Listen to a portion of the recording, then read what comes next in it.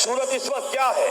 Europe اور امریکہ سے آپ مشرق کی طرف آئیے، پہلے عالم عرب ہے، عرب مسلم ورلڈ.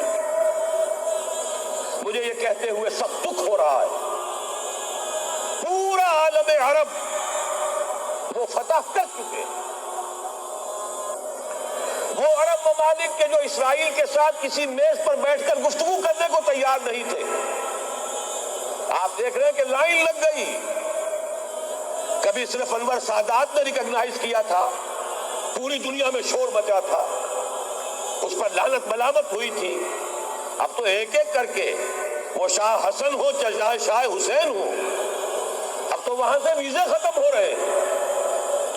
سعودی عرب اور امارات، انہوں نے جو کچھ کاروباری بندشیں لگائی ہوئی تھی وہ ختم کر دی گئی، ان میں نرمی پیدا کر دی گئی.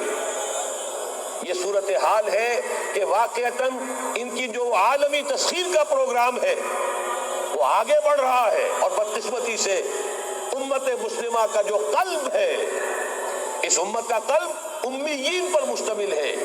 هو الذی بعث فی الامیین رسولا منہم یتلو علیہم آیاتہ ویزکیہم الی آخر الآیہ.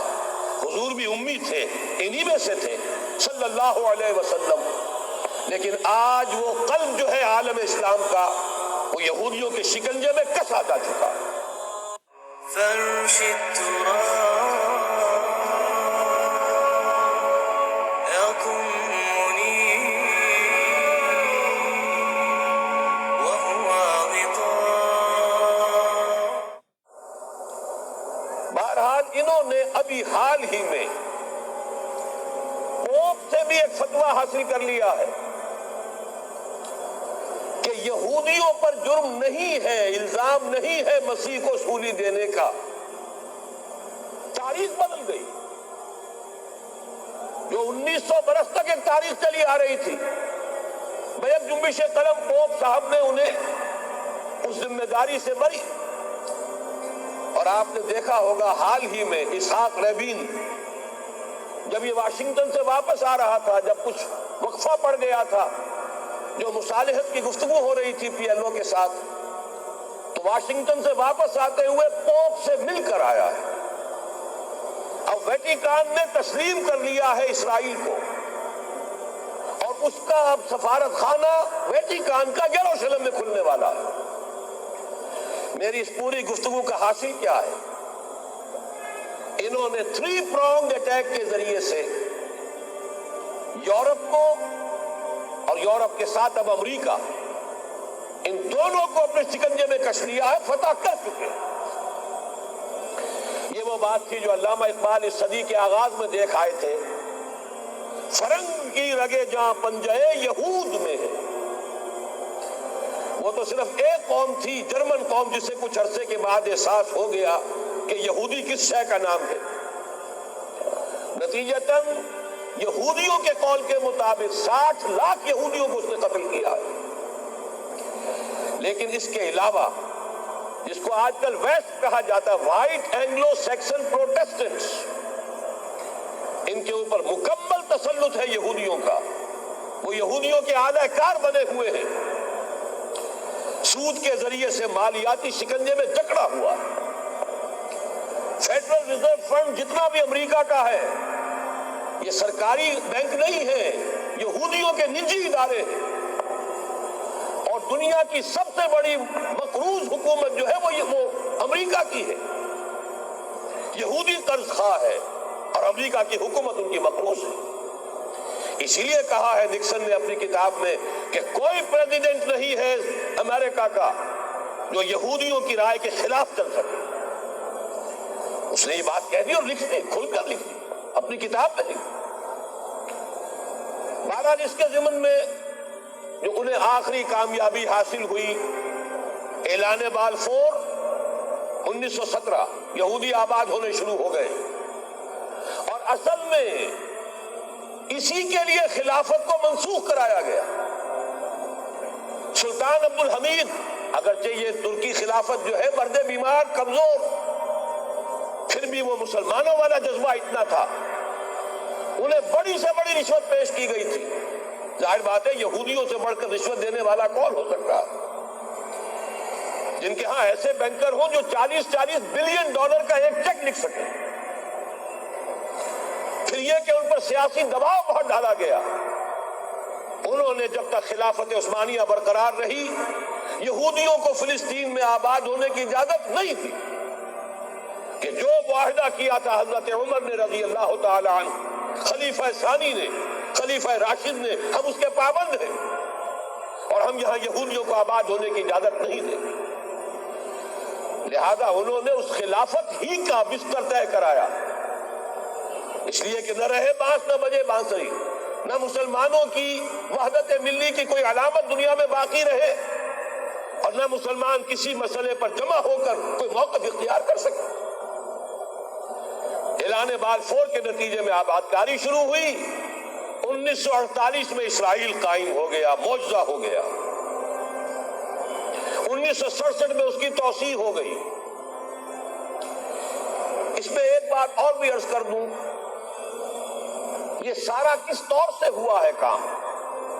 آپ نے زائنزم کا نام تو سنا ہے، صہیونی تحریک.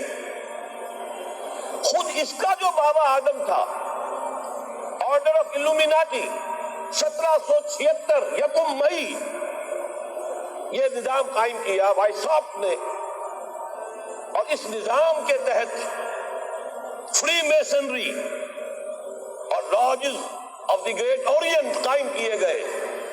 یہ سارا ہتھ کنڈا وہ ابلیسی نظام، اس کی تفصیل ایک کینیڈین آتھر نے لکھی ہے کتاب میں، پون ان دی گیم. یہ سارا دھندا ایک شیطانی چکر ہے، ابلیسی چال ہے، اور اس کے ذریعے سے اسرائیل قائم ہوا اور اس کی توسیع بھی ہوئی 1967 میں. اب یہاں تک پہنچنے کے بعد ان کے پیش نظر بقیہ دنیا کی تسخیر اور اسے فتح کرنے کا معاملہ ہے، اور سب سے بڑھ کر اسلام کی بیخکنی اور اس کا راستہ روکنا یہ ان کے پیش نظر ہے. یریدون لیطفئوا نور اللہ بافواہہم. صورت اس وقت کیا ہے؟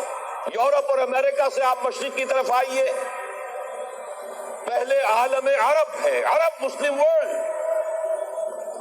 مجھے یہ کہتے ہوئے سخت دکھ ہو رہا ہے، پورا عالم عرب وہ فتح کر چکے.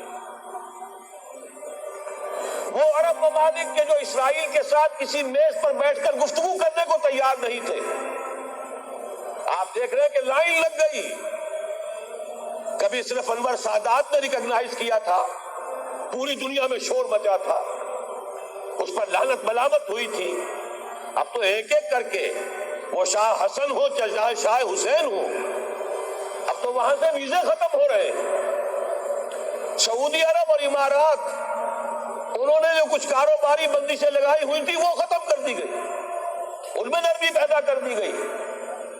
یہ صورتحال ہے کہ واقعتاً ان کی جو عالمی تسخیر کا پروگرام ہے وہ آگے بڑھ رہا ہے، اور بدقسمتی سے امت مسلمہ کا جو قلب ہے، اس امت کا قلب امیین پر مشتمل ہے.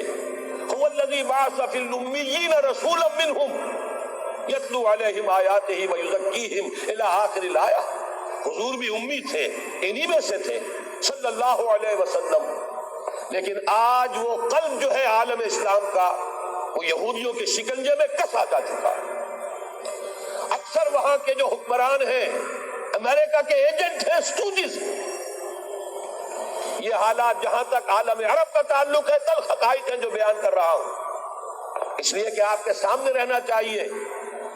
یہ جو اقبال نے کہا کہ دنیا کو ہے پھر مار گئے روح و بدن پیش، ابلیس نے پھر اپنے درندوں کو ابھارا، اللہ کو پا مر دیے مومن پہ بھروسہ، ابلیس کو یورپ کی مشینوں کا سہارا. یہ دوبارہ ایک بہت بڑے پیمانے پر حق و باطل کا گھمسان کا رنگ پڑنے والا ہے. ملاحم کی جو حضور صلی اللہ علیہ وسلم نے پیشین گوئیاں فرمائی، الملحمۃ العظمی، تاریخ انسانی کی عظیم ترین جنگ جو ابھی آنے والی ہے، اس کو سمجھ لیجیے اچھی طریقے سے کہ اس میں جو قوتیں ایک دوسرے کے مقابل آ رہی ہیں وہ کون سی ہے. نیو ورلڈ آرڈر کہنے کو امریکہ کے زیر قیادت ہے، حقیقت میں امریکہ خود یہودیوں کے پنجے میں. یہ وہی ابلیسی طاقت ہے جو آگے بڑھ رہی ہے. عالم عرب کو فتح کرنے کے بعد اب ان کے پاس اگلا عالم اسلام کا حصہ ہے غیر عرب مسلم ورلڈ. ایران ہے، اس کے شمال مشرق میں ترکستان ہے، روسی اور چینی، مشرق میں افغانستان ہے، پاکستان ہے. یہ ایک بہت بڑا سالڈ بلاک ہے. اس کے بعد اگرچہ ہندوستان آتا ہے، بھارت، ظاہر بات ہے کہ وہاں مسلمان اقلیت میں ہیں سوائے کشمیر کے، لیکن یہ نوٹ کیجئے کہ وہاں بھی کم سے کم 15-18 کروڑ مسلمان موجود ہیں. آج بھی دنیا کا سب سے بڑا ملک جس میں مسلمانوں کی تعداد اور جن کی نفری سب سے بڑھ کر ہے وہ بھارت. اس کے بعد پھر انڈونیشیا، ملائیشیا ہے. اس سے آگے ہے پھر فار ایسٹ، ابھی انہیں فتح کرنا ہے. نیو ورلڈ آرڈر کا یوں سمجھیے کہ ابھی یہ ہارڈ نٹ ٹو کریک، ابھی ایک لوہے کا چنا ہے چائنا کی شکل میں موجود. اور مجھے یاد آ رہا ہے ڈی گال کے الفاظ بہت سے لوگوں نے سنے ہوں گے. اس نے کہا تھا کہ ہم نے خام خواہ روس کو اپنا دشمن بنا لیا ہے. وہ تو ہمارا بھائی ہے، وائٹ ریسس، وہ تو بنیادی طور پر یورپین قوم ہے. Beware of the yellow masses of the East. تمہیں گھبرانا چاہیے، تمہیں خبر لینی چاہیے. وہ مشرق بعید کے جو زرد رو لوگ ہیں، China, Indo China, Japan, yellow race. ابھی اس نیو ورلڈ آرڈر کے لیے جو فتح عالم اور تسخیر عالم کا پروگرام ہے، اس میں پہلے غیر عرب مسلمان دنیا اور پھر یہ فار ایسٹ کا خاص طور پر یلو ماسز، یہ ہے کہ جنہیں ابھی انہیں ٹیکل کرنا ہے. اور اسی لیے میں عرض کرنا چاہتا ہوں، حقائق ہمارے سامنے رہنا چاہیے. یہ 45 برس کے بعد امریکہ کو کیسے خیال آ گیا کہ کشمیر کا مسئلہ واقعی ہے؟ ساقی نے کچھ ملا نہ دیا ہو شراب میں.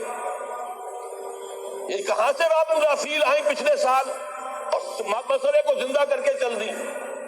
ہم خوش ہوئے، امریکہ نے مان لیا. حقیقت میں امریکہ کی نظر ہے اور وہ اس کو چاہتے ہیں کہ کوئی دوسرا اسرائیل بنائے، آزاد بنا کر اس کو اپنے تسلط میں لے. اس لیے کہ اگر جو پروگرام ہے، اگر وہاں پر فرض کیجئے بہت مطالبہ ہمارا مان لیا جائے، پلیبسائٹ کرایا جائے، اس کا نتیجہ کیا ہوگا؟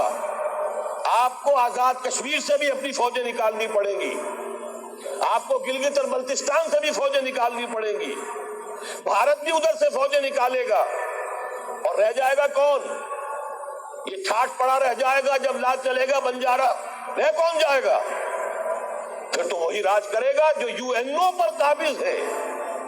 اور پھر ظاہر بات ہے کہ اس کے پاس دولت کے انبار اور جو بھی ان کی چالاکیاں اور ہوشیاریاں ہیں، ہو سکتا ہے کہ وہ اسے ایک نئے اسرائیل کی شکل دے.